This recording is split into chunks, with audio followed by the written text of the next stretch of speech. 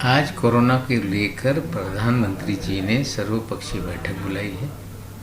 निश्चित रूप से बैठक में किस तरह से प्रस्ताव आते हैं उस पर विचार किया जाएगा, लेकिन हमारी मांग रहेगी कि देश में सभी नागरिकों को कोरोना वैक्सीन मुफ्त में लगाई जाए और आने वाले दिनों में कोरोना को लेके जो संकट पैदा हुए हैं, जिस तरह से आर्थिक परिस्थिति बिगड़ी है, कहीं ना कहीं इस पे भी विचार हो, हम मांग करते हैं।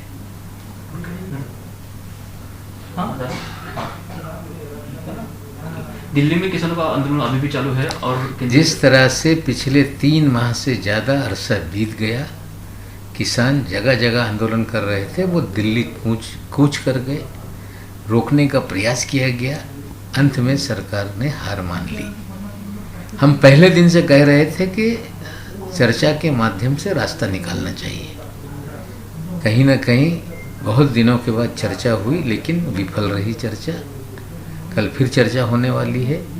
किसानों की मांग है कि जो भी कानून बनाया गया है उसे निरस्त करने का काम किया जाए। जो मिनिमम सपोर्ट प्राइस है उसको लेके कानून बनाया जाए। हमें लगता है क्यों बीजेपी इतना अड़ियल रवैया अपनाए हुए है।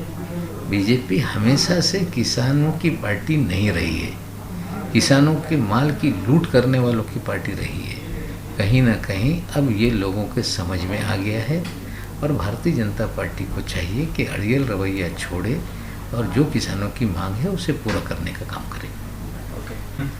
महाराष्ट्र में विधान परिषद के टीचर्स कॉन्स्टिट्यूएंसी और ग्रेजुएट कॉन्स्टिट्यूएंसी के चुनाव हुए, जिसके नतीजे आ गए।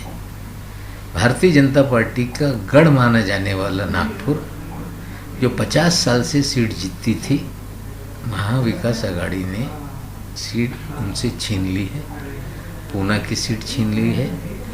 5 में से 4 जगह हम जीते, 1 जगह अपक्ष जीत के आया है। भारतीय जनता पार्टी कहीं ना कहीं लोगों को अब स्वीकार नहीं, ये चित्र साफ है। ये नतीजे महाविकास आघाड़ी की स्थापना पे मोहर लगाती है। ये नतीजे हमारे 1 साल के कामकाज पे समाधान पे मोहर लगाती है। और जब पढ़ा लिखा वर्ग हमारे गठबंधन को मान रहा है तो क्या सच्चाई है, ये बीजेपी को समझना पड़ेगा। बीजेपी के नेता दावा कर रहे थे कि इन नतीजों के बाद महाराष्ट्र में सत्ता परिवर्तन होगा। हमें लगता है एक बार फिर उनका दावा खोखला साबित हुआ। नमस्कार, मैं हूं मानक गुप्ता। अगर आपको हमारा ये वीडियो पसंद आया हो तो इसे लाइक और शेयर जरूर करें और हाँ, हमें सब्सक्राइब और फॉलो करना ना भूलें ताकि आप देश और दुनिया की कोई खबर मिस ना करें। तो जुड़े रहिए हमारे साथ और देखते रहिए न्यूज़ 24।